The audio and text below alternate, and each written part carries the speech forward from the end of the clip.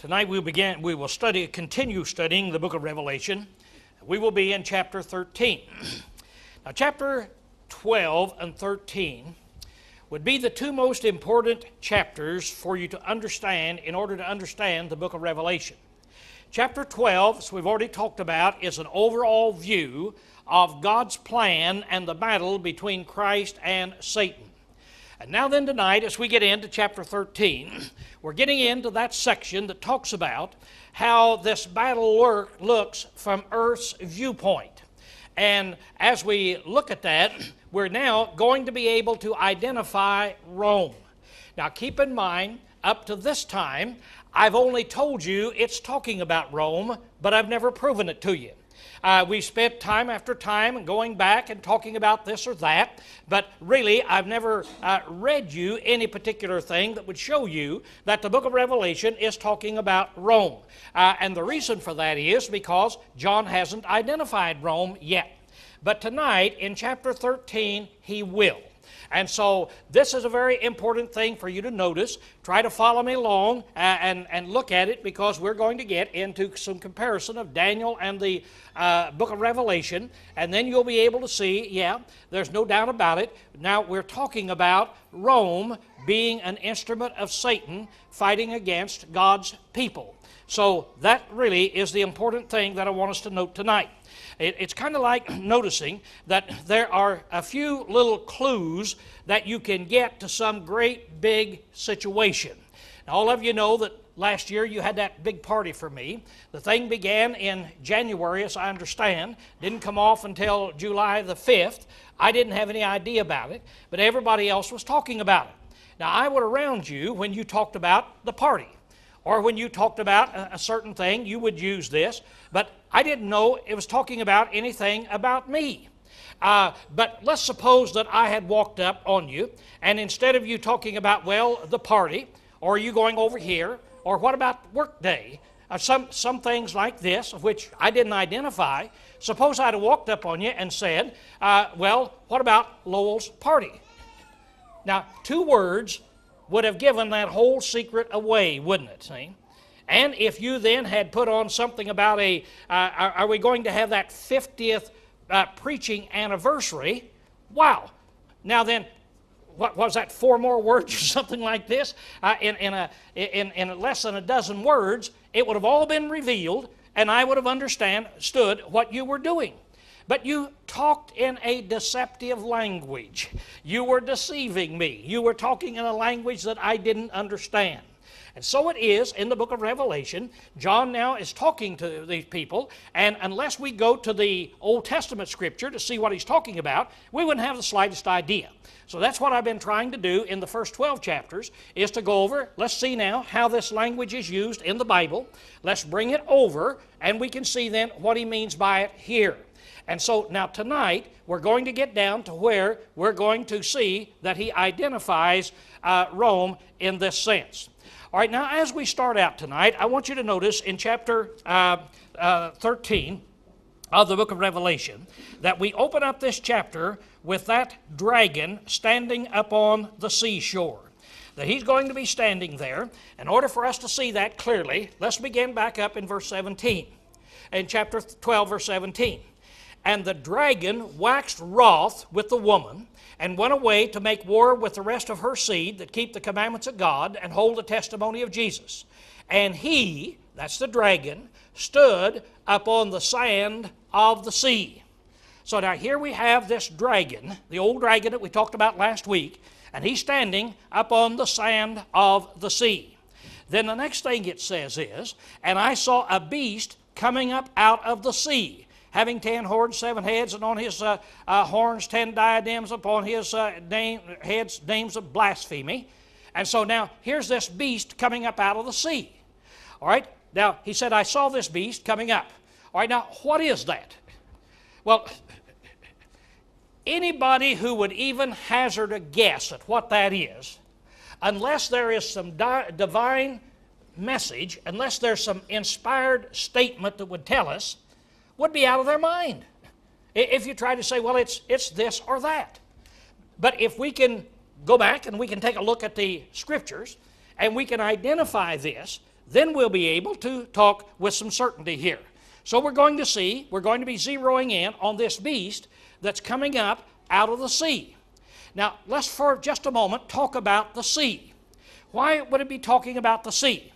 Now, the sea is used throughout the Old Testament by the Jews in a unique way. The sea was symbolic for and used for turbulent society of mankind. Mankind's society is always going up and down. We're always changing. It's like they talk about the poles, taking poles today, taking poles tomorrow. The thoughts of any nation is constantly going up and down.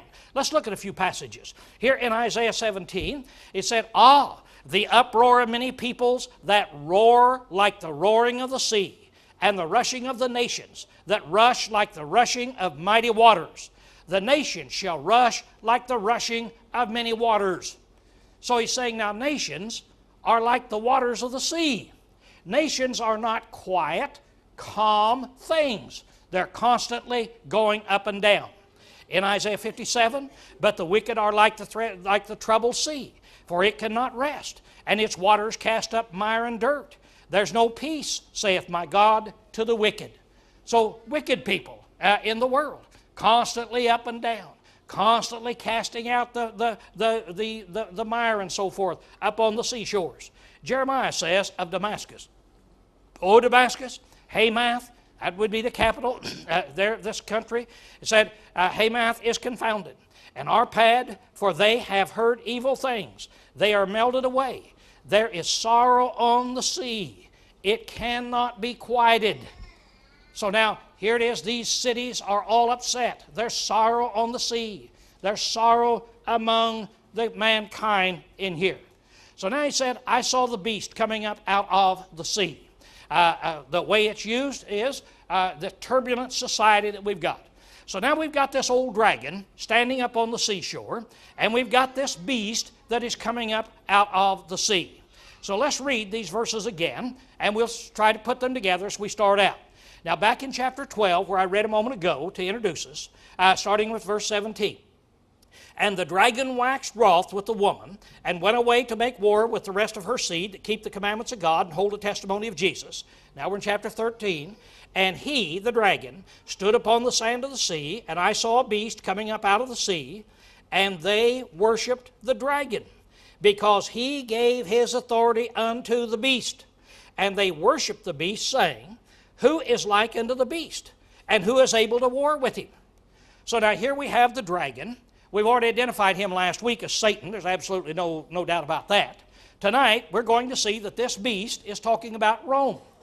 And the dragon now, Satan, he's giving his authority unto the beast. He's going to use the beast. He's going to use Rome as his counterpart in this fight.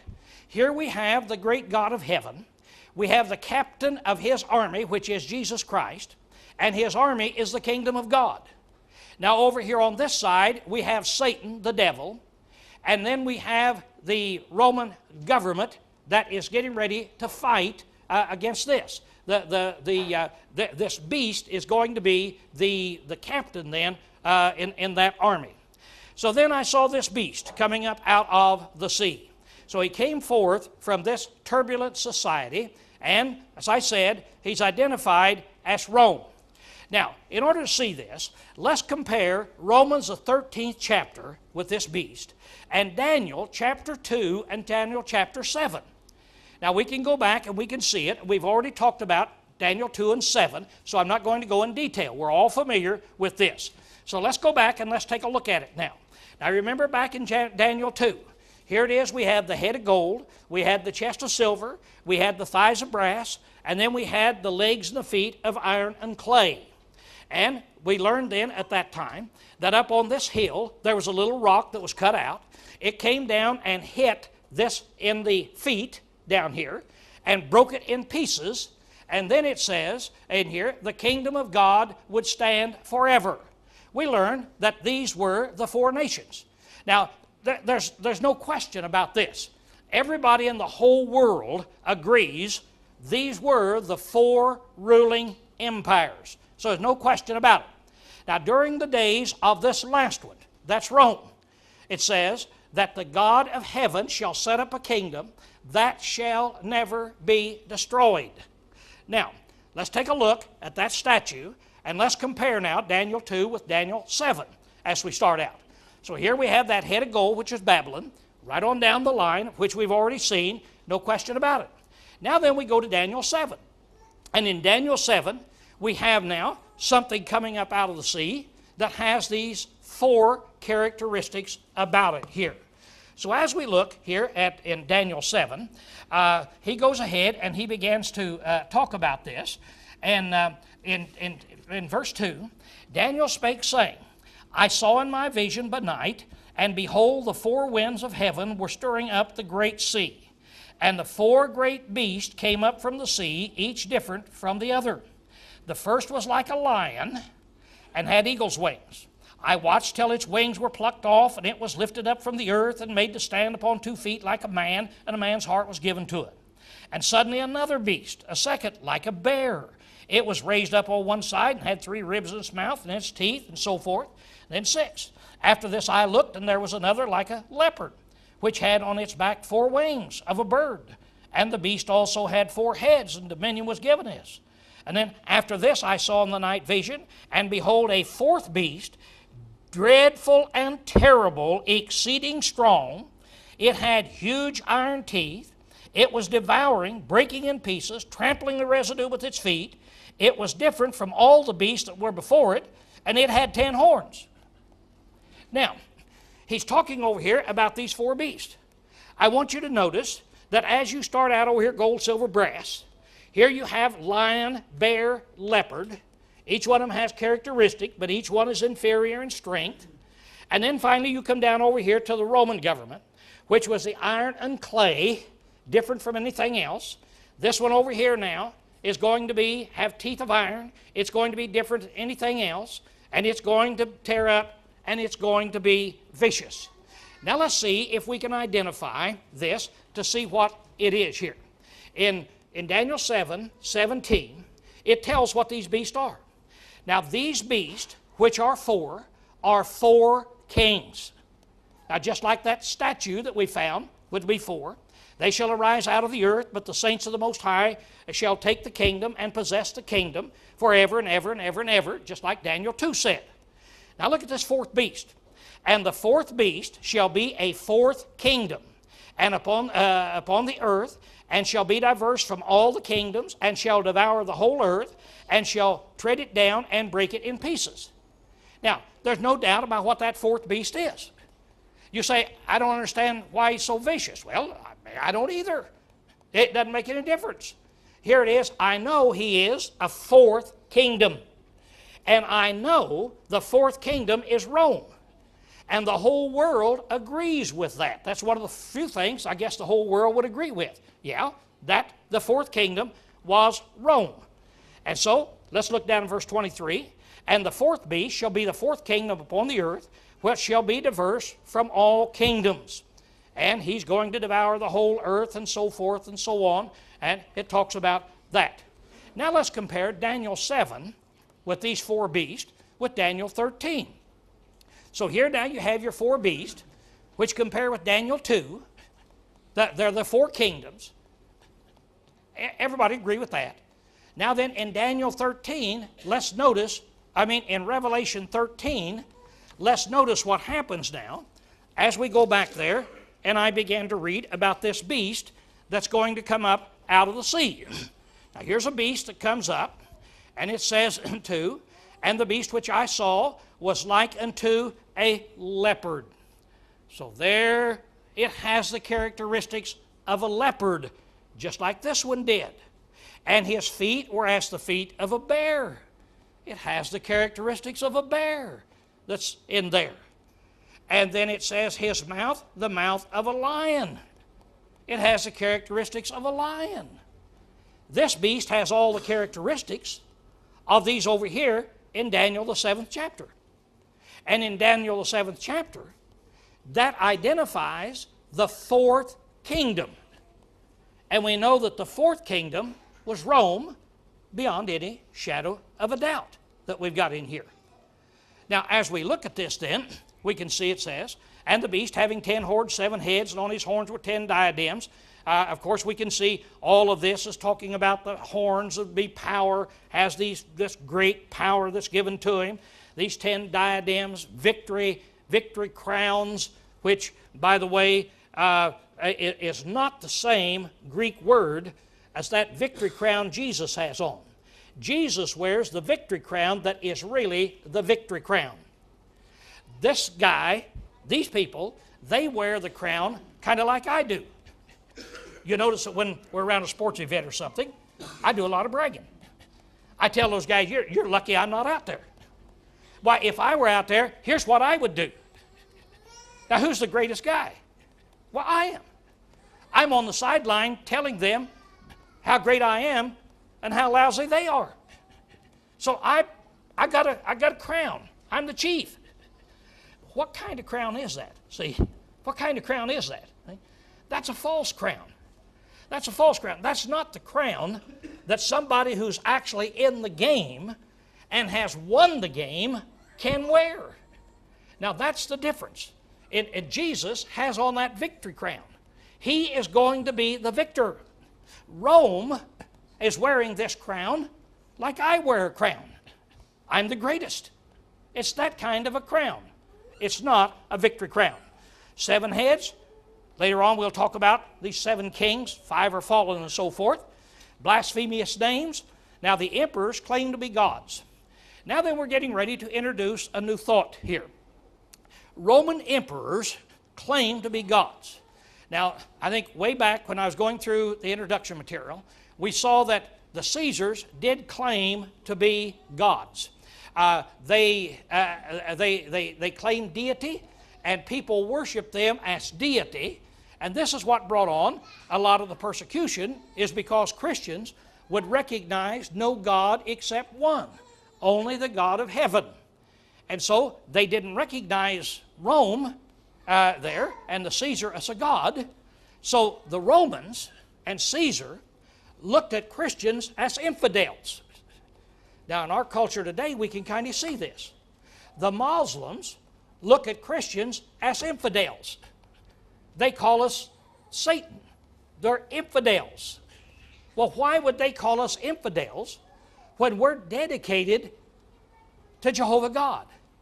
It's because we don't believe in their God. And if we don't believe in their God, then we are infidels. That's what the Romans did.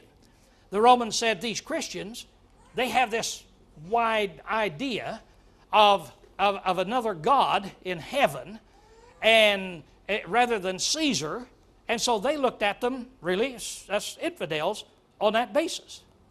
Now then, we've already seen this as you go on down through the text. This beast, he had all of these particular things in here. He was like a leopard, which was be swift, like a bear, which was strong. And these creatures are used throughout the Old Testament. You see the scriptures that's down there. Like the mouth of a lion, deadly, ferocious. So Rome has all of these abilities. Satan, the dragon, we've already identified as Satan. Revelation 12:9 says he is Satan. It just plainly says it. So we don't have to wonder about what some of these things are. Now the dragon gave him his throne. The dragon gave Rome his throne. The dragon now, Satan, is saying, Rome, I'm going to give you my power. And you get people to worship you. Well, if Rome can get people to worship them, the Caesars, of course, that's what Satan wants. Now, civil government, as we put down here, is not evil within itself.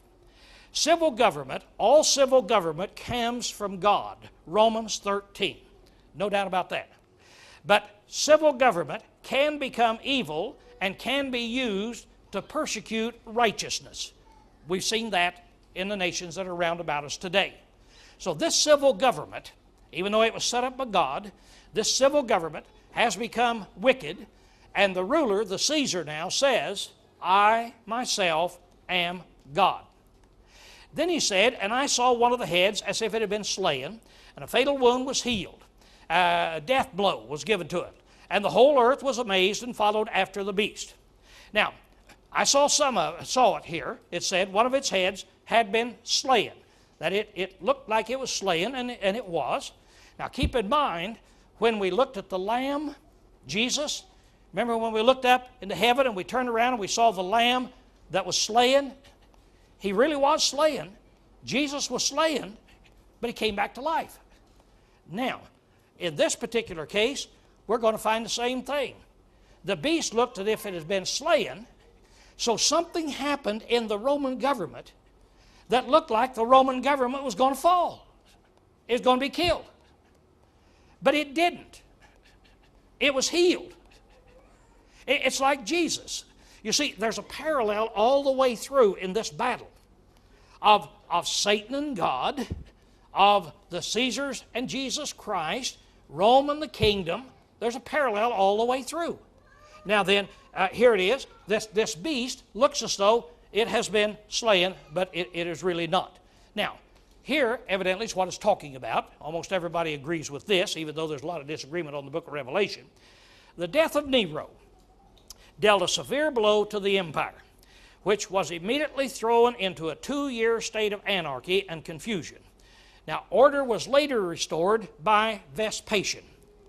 But when Nero, that horrible, wicked, the most wicked of all the Roman Caesars, when he was killed, then there was a big battle over in Rome among the Caesars, and it looked like the Roman government was not going to be able to stand in there. Looked like that it was going to fall. But now his fatal wound was healed in here. Now, it didn't kill that government, because the body, the government, Rome, came back to life. Now, in the turmoil following Nero, 3 men were put forward as emperors, then suicide or were murdered in 3 months. Now, just look at this. If we elected a president, let's say this November, and somebody killed him in 8 months, we elected another one, and he committed suicide in 3 more months. Then we elect another one, and in 11 months, he's killed. What would you say about America? Would you say America is on firm ground? America will stand? Or would you say, wow, we're in trouble. Our government is about to tumble unless we get this thing under control. All right, when Nero died, that's what happened. And so it appeared that the Roman government had had the death blow given to it. And then Vespasian, he brought it out and healed the empire. Now Vespasian was that Roman general who was down getting ready to conquer Rome there in conquer Jerusalem in 70 A.D. And when the last guy died, why, his army says, you go back and you take control of the throne. So Vespasian went out and jumped on a boat, gave his authority to his son Titus, and you've heard Titus is the one that led the battle into Jerusalem and finally destroyed it, and he was. But his daddy, Vespasian, was the guy who was going to do that. But since this thing in Rome is so upsetting, he headed back, and he went back, and due to his popularity and his power with his own army that he had, he went back and said, I'm the Caesar. And he seized control and brought the Roman army back, brought the Roman government really back to life again. And so this evidently is what he's talking about here. Now it says, the whole world worshiped the dragon because he gave his authority to the beast, and they worshiped the beast, saying, who is evil? He that is able to wage war against him. Now, of course, the whole world, not Christians, people in the world, they worshiped the dragon. So the whole Roman Empire, with the exception of Christians, that's who we're fighting, they worshiped this beast. I'll give you an idea. Here it is, you got the Roman Empire there. Now, the one statement here is the imperial cult in this. A bull was sacrificed to the emperor's spirit of genius, and a priesthood was adopted. There were temples built, oaths taken in his name, and failure to do so under Domitian was treason. So here it is that they've got this. Now Vespasian was noted for his humor, and when he died, he looked up and he says, alas, I think I'm turning into a god. Now the reason he said that is because they claimed to be divine while they were living, but when they died, they turned into a real god then. You see, that's there. And evidently Vespasian didn't really believe that, although they worshiped him, and he was accepting that, but he was making fun of it when he died there. Now, there was given unto him, the beast, the Roman government, a mouth speaking arrogant words and blasphemies, and the authority to act 42 months was given to him. Now, remember, the 42 months is the period of Roman persecution. We've talked about it at length. Here it is. The little horn, back in Daniel 7, uttered great boast for 42 months. And back here now we have this Roman government back here. There are 42 months in Revelation 11 of where the temple courts, the kingdom of God, the church, so forth, would be trodden under. 1,260 days, the two witnesses would prophesy. 1,260 days, the woman was protected by God. We've talked about all those things, so we'll not go into detail on it. And then times and a half a time, the woman was nourished. If you take that 1 year, 2 years and a half a year, that's 3.5 years. That's the same as 42 months, same as 1,260 days in here. So this is talking about a period of persecution. That God permitted the Roman government to persecute his church for a period of an unknown period of time, but it would be a short period of time. It wouldn't last forever. It was going to last only for a certain period of time. And he, the beast, opened his mouth in blasphemies against God, to blaspheme his name and his tabernacle, that is, those who dwell in heaven. So now then, this beast that we've got, Rome, is going to blaspheme against God. Here it is, the Caesar standing up and saying, I am God. Jehovah is not God. I am God. In here, blaspheme his name and his tabernacle. The tabernacle of God, he tabernacles with men. His temple is the church, so he blasphemes that, and those that dwell in heaven. The people with their citizenship in heaven, the Christians, he does that. Look at what the Roman philosopher Celsus had to say as you put ourselves back there and see now about some of these blasphemous things. He says the Christian idea of a spatial providence is nonsense, an insult to the deity. Christians are like a council of frogs in a marsh or a senate of worms on a dunghill, croaking and squeaking. For our sakes was the world created. These Christians, like a bunch of bugs or a bunch of frogs, making a lot of noise, thinking that God created the world really for them.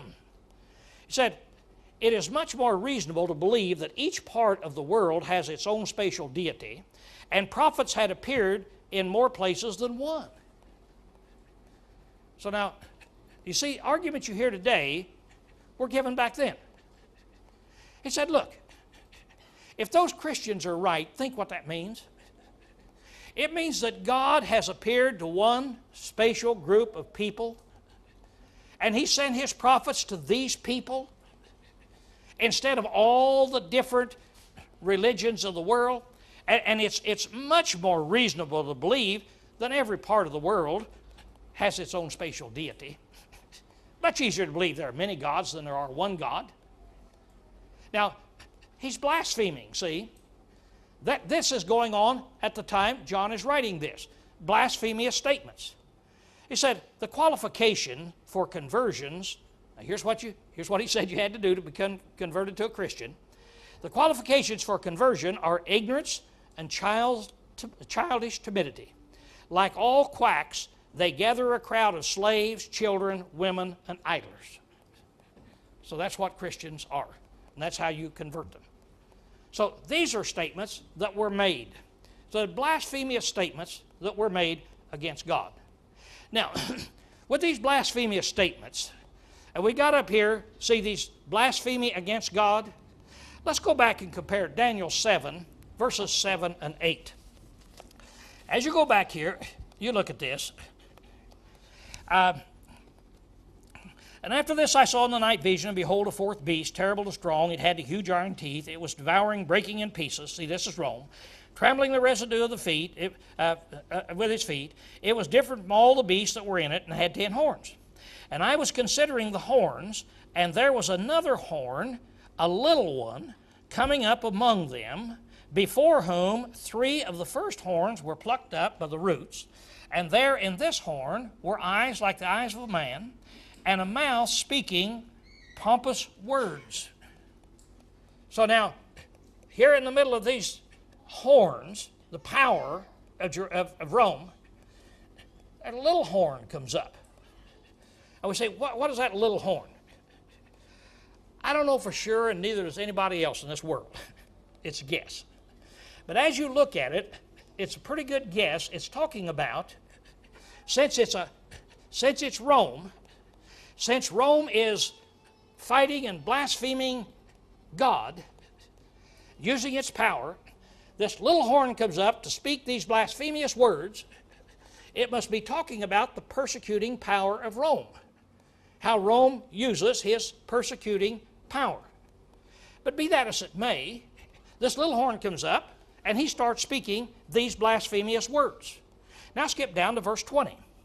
As you go down to verse 20, then he says, and about the 10 horns that were on its head, and about the other horn, that's that little one, which came up, before which 3 fell, namely that horn which had eyes with eyes and mouth, which spoke pompous words, whose appearance was greater than his fellows. And I was watching, and the same horn was making war against the saints and prevailing against him. So what does this horn do? Here's old Satan, got all these horns, this power. One little horn comes up, starts speaking blasphemous things, and starts persecuting the people of God. And he starts speaking all these great things against them. And I want you to notice in verse 21, I was watching, and the same horn was making war against the saints and prevailing against them. So here it is, the Roman government was making war against the saints, and the Roman government was prevailing. Well, that makes sense. That would be like if the United States government was going to come against the kingdom of God. And next month, first of next month, all of us who do not bow down and worship the United States of America and claim our president is a god, they're going to send the United States Army to wipe us out. Now, who's going to win the battle? If somebody said, oh, I think we will, you'd be an idiot, wouldn't you? You'd be an idiot. Why? There's no chance of that happening unless, there's only one thing. You say, unless God intervenes. That's right. So let's read verse 22.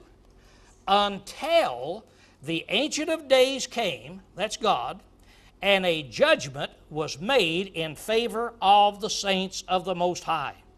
And the time came for the saints to possess the kingdom. So God, Rome will berate and beat down the kingdom of God until the time comes when God sets forth and says, that's enough. I'm giving my judgment in favor of the saints, and the saints will prevail. That's what the book of Revelation is about. That's what Daniel was prophesying about. That's what Daniel was telling us was going to happen. And now then, the book is telling us that this is the time now of when it is taking place. All right. And it was also given to him to make war with the saints and to overcome them. And authority of every other tribe, tongue, and nation was given to him. We just got through reading that. God permitted this little horn to make war until God intervened. So he was to make war with the saints. That's Roman persecution. I kept looking. That horn was waging war on the saints, and he was overpowering them. He was overcoming them. That is, the church would be persecuted, but it would continue. Daniel 2 prophesied. Judgment would be passed in favor of the saints. Daniel 7 prophesied. The Roman Empire would eventually fall, and it did, in Revelation, the 18th chapter. All right, and all those on the earth. Now, remember, we've already identified these. People on the earth dwellers, that's the people who are not Christians, that's the heathens. They will worship him. Everyone whose name has not been written from the foundation of the world in the book of life from the Lamb who has been slain.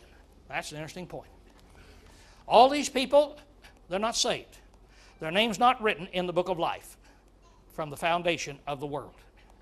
This is kind of an interesting point. It's talking about the foreknowledge of God. My days were written in your book before there was one. God foreknows certain things. In Acts 2, Christ was nailed to the cross by the plan and foreknowledge of God. God knew he would be. Now, foreknowledge does not make us saved or lost. Doesn't make it. Here in this same book that talks about this, it says, let him who is thirsty come and take the water of life freely. This is a big subject. I just bring it up here because it's brought up in here. It's a big subject to think about. Foreknowledge does not cause something to happen. Now, a good illustration would be, let's suppose that between here and Duval, there is a bridge that's out. It's been taken out, great big gulf between there, 50-foot hole that's down there, and you and I are standing on the side of the road. There's no barriers down there. We just walked down there and somebody's taken all the barriers away, and there's this great big hole. Now tonight, as Raleigh's going home, we're out there, and he's headed down there about 78 miles an hour. We're out there and we yell at him, Raleigh, slow up. You're going to get killed. You're going to get in a wreck. Raleigh just goes right on. Now I could turn to you and I could say, Raleigh's in trouble. Raleigh's going to have a wreck. In about 15 seconds we hear crash.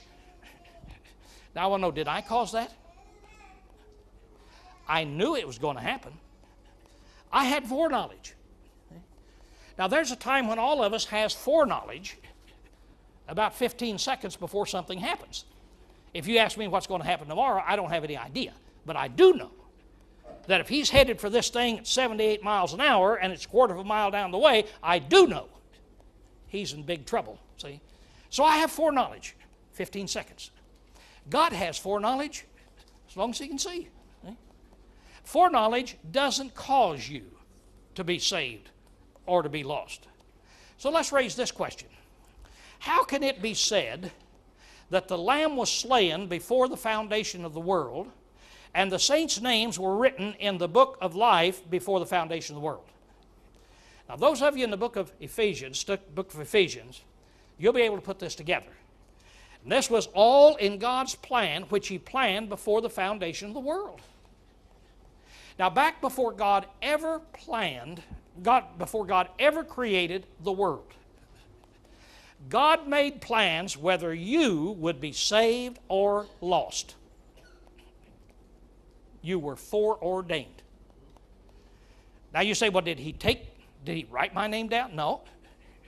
No, you were foreordained. Here's what God did. God back there before the world ever started, he foreordained. He said, I'm going to create man. And if man does not sin, all men will be saved. But if man does sin, sin is so bad that a sinner will be lost. And then due to God's great love and mercy and compassion and grace, he said, but here's what I'm going to do. I will send my son to die on the cross, and if people, the sinners, if they will wash themselves in the blood of Christ, and he said, I'll explain it to them. You'll do that in the waters of baptism. If they'll wash themselves in the blood of Christ, I'll save them. And write their name down in the book of life. Now, way back there before God ever created the world, he knew who's going to be saved. Who's going to be saved? Well, we might say the people who've never sinned, but that wouldn't be it'd be a wrong nomenclature because they would never have been lost. But all have sinned. Who did God foreordain is going to be saved? Those that are washed in the blood of Christ. Now, are you washed in the blood of Christ? If you are, God had foreordained back there, you're going to be saved. So that's just a simple explanation here of what we're talking about, but the book of Revelation is based on saying people have studied all these other books, and we understand that. Everyone whose name has not been written from the foundation of the world in the book of the life of the Lamb, who has been slain. So in God's book, he has the list down there. There's security in Christ. Now, once you are in Christ, it doesn't mean that you can't apostatize. You can't go astray. It doesn't mean that at all. There are a lot of passages that show that you can go astray. But here's something that can't happen. If I'm in Christ, I've been washed in the blood of Christ. God has written my name in the book of life. There's nothing that can cause me to be lost. Absolutely nothing can cause me to be lost. Here in John 10 it says that I'm in the hand of God, and nobody can snatch me out of God's hand. But that's not all the story. If you read the rest of those verses, you'll find out God gives me free will, and I can jump out of his hand. See? I can voluntarily leave him, and that's the only way I'll be lost. All the kings of the world can't cause me to be lost. Only if I decide to turn against my God in here would I be lost. Now then he said, now if anyone is destined for captivity, to captivity he goes. If he kills with the sword he'll be killed. Here is the perseverance and the faith of the saints. Now if anyone is destined for captivity, just like the saints, you may be thrown in prison. That's where you're going to go, because this war is going to get tough. If anyone kills, now the saints are not to retaliate, but all who take up the sword shall perish by the sword, Jesus says. We already told it. Now here's the perseverance and faith of the saints. Here's where it's demonstrated. We're getting ready to go into this war. And he says, now I want you to understand, Satan, using the Roman government, is going to persecute you and going to try every way in the world to turn you against Jesus Christ. If you don't turn against him, you may go to jail. You may get killed. But here is the patience, or the perseverance, and the faith of the saints. This is what brings it out. This is the time that you'll find out what you got. If you come up to me and say, Lowell, do you have the faith of where you would never leave Jesus Christ, you would persevere? What would happen if I said, yes, I do? You'd quote me 1 Corinthians 10, wouldn't you? Let him that thinketh he standeth take heed lest he fall. And you'd be right. I'd be bragging about something I don't know. Here's how you can tell. I don't know whether I'd do that or not. Would I be thrown to the lions before I would deny Jesus Christ? I don't know. I hope I would. I hope I would be willing to die for him. If somebody came in this building right now with a gun and said, okay, preacher, you either deny Christ before this audience or I'm going to shoot you, what would I do? I don't know. But I'll tell you something. Even though you don't know right now, you would know in about 30 minutes, wouldn't you? If I stood here and said, I will not deny him, and he shoots me and I fall down here, you can go home and say, Lowell had the faith. Lowell persevered. But if I did what I'd probably do, take off out that door running and screaming and yelling, jump in my car and squeal out in here, you would also know that, wouldn't you? See? You'd say Lowell didn't have it. So when do you really know the perseverance and the faith? It's in a situation that's like this. Now we're going to turn to the earth beast. Down here in verse 11, there's going to be another big beast that's going to come up, and he's coming up out of the earth. And he had two horns like a lamb, and he spoke like a dragon. Well, later references is going to show him to be what's called the false prophet. In chapter 16, 19, and 20, this guy is called the false prophet. Now we're getting into a false religion. This guy looks like a lamb. Remember what Jesus is? But he spoke like the dragon. Here's a guy that comes up, and he's impersonating, he's acting like he is Jesus Christ. But when he speaks, he's speaking like the devil. See? So now here is this big hypocrite. All right, now here's what's happening. Rome is going to give its power to this beast, which has this Caesar worship, and it's the religion of Rome. As you see it here, it says down here, he's going to, well, maybe I've got the thing on there, so I'll not do that. So here it is, Rome, the Caesar, he sets up another beast. This is religion. This is Caesar worship. This is the religion of Rome. Now the religion of Rome is going to be in contrast with the religion of Jesus Christ. And it says he exercised all the authority of the first beast. Now this is the earth beast. He exercises all the authority of the first one. That's Rome, because Rome gives it to him. And he makes the earth and those that dwell therein, that's all these heathens, to worship the first beast, whose fatal wound was healed. So now that, here now, this false religion, this Caesar worship, is going to cause all of the heathen people to worship the Caesar, worship Roman power.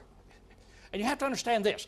When you talk about the Caesars, residing within the Caesars was the power of Rome. Now, Rome is so powerful. I'm going to talk to you now like a Roman. Rome is so powerful. You remember back when Nero was killed? And when Rome was about to fall?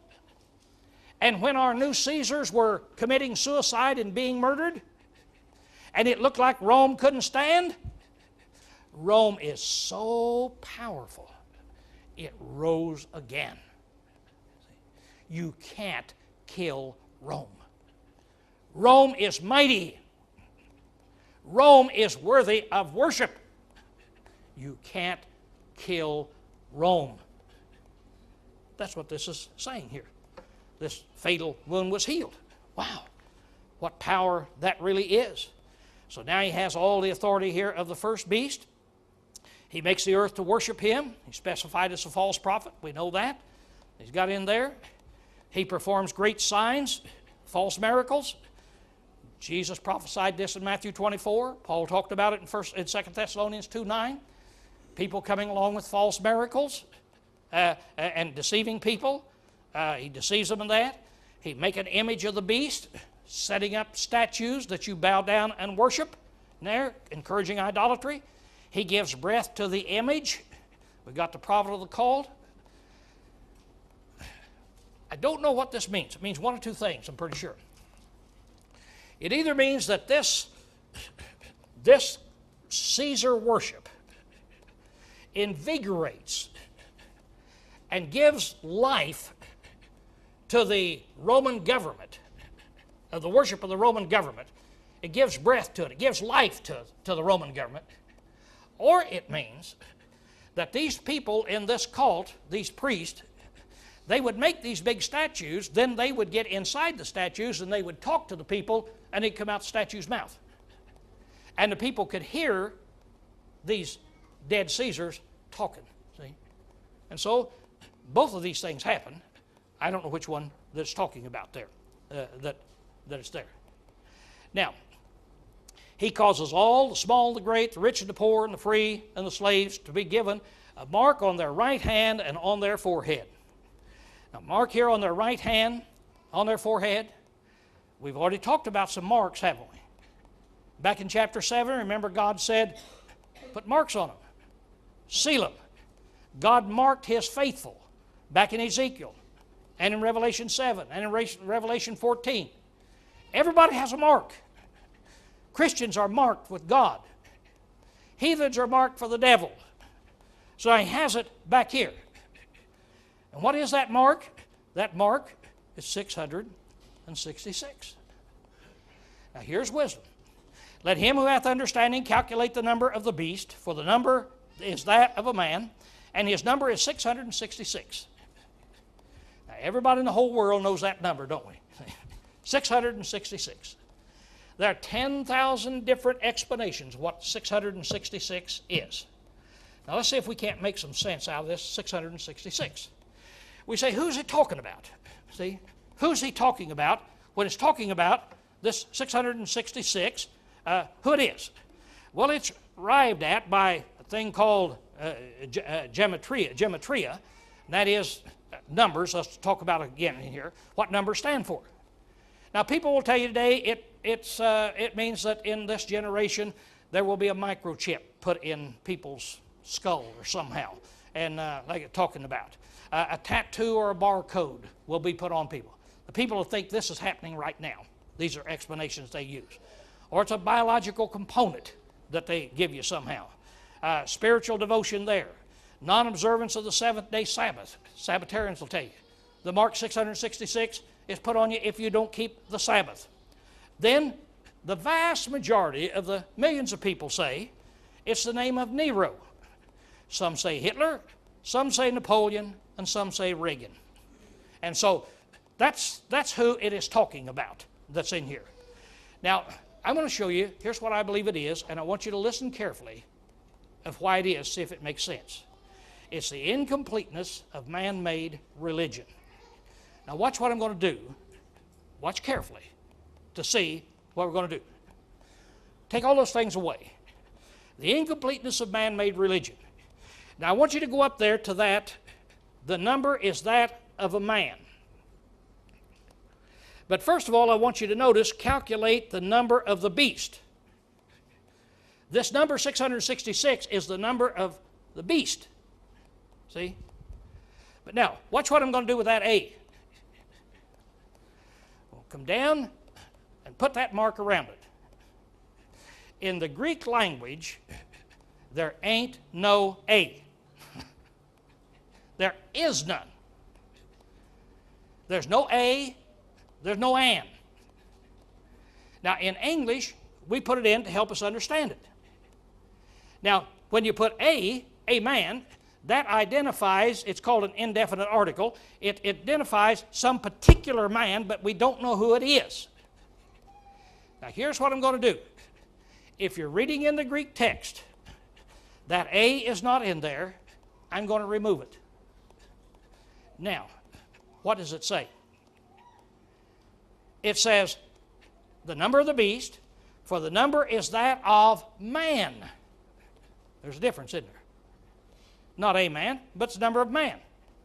The number of the beast is the number of man, meaning human.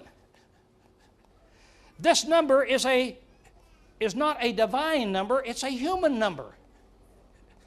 What's the divine number? Did you ever hear of them talking about God being 6? It's 7, isn't it? The 7 spirits of God. The 7 this. This is perfection. 6 lacks perfection. And when you say 6, 6, 6, we're talking about something that doesn't reach perfection. I'm arguing with Raleigh, and Raleigh says, I'm right. I say, no, you are not right. You are wrong, wrong, wrong. Right? It would be emphasizing it in that way. Now, look in Galatians. Here's an illustration of what I'm talking about. In Galatians 1, Paul said, for I make known to you, brethren, as touching the gospel which was preached by me, that it is not after man. What does he mean by that? For neither did I receive it from man, nor was I taught it, but it came to me through the revelation of Jesus Christ. Well, what does he mean? It's not after man. It's not human. That's what it means. It's not human. Now let's reread that up here. You're going to calculate the number of the beast. This is not the number of a man. It's the number of the beast. For the number is that of man. The number of the beast is a human number, not a divine number. The beast is of human origin. The beast has human power. It doesn't have divine power that's in here. I'll give you an illustration of what all this is about and how people get it. Most people, when they were kids, they played a game. A stands for 1, B stands for 2, C for 3. So we could write a code, you know. You could take my name and you'd find out where L is and Down there it might be 14. You put it down. But you can talk in that way. Now, there's this that's used for English, Greek, Latin, and Hebrew. And some languages use letters for numbers. Actually use the letters for the numbers that they've got. To illustrate, Greek over there has all these letters, and so does Hebrew. And Hebrew uses letters for numbers that's there. And so they say, okay, now we're going to take these letters, 666, and we're going to try to convert them into these numbers into letters and find out who that's all about. Now, Nero is the major guy, but I put up here, the application 666 does not equal Nero. Now, everybody agrees with this. In order to get Nero, look what you have to do. And yet here's what most of the world does.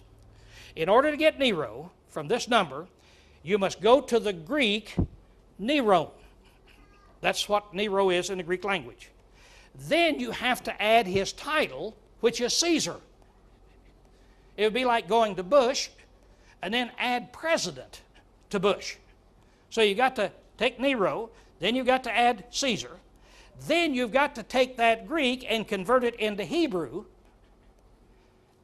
Now, I'm not pulling your leg. I'm telling you this is how they do it.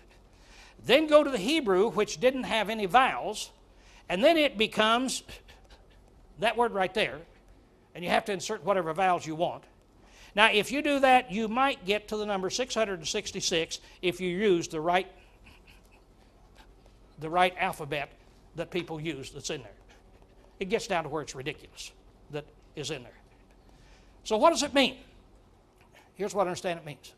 We close out the chapter. We have Satan up on the sea. Satan gives his power to Rome, the dragon. Rome, in turn, gives its power to the earth beast. The earth beast is Caesar worship. And Caesar worship is the religion of man. Caesar worship is 666. That's what I would understand. Should you be here tonight and understand that your life is not right with God, if you want to take this time to let us know and help you to be washed in the blood of Christ, would you respond while we stand and sing the first verse of this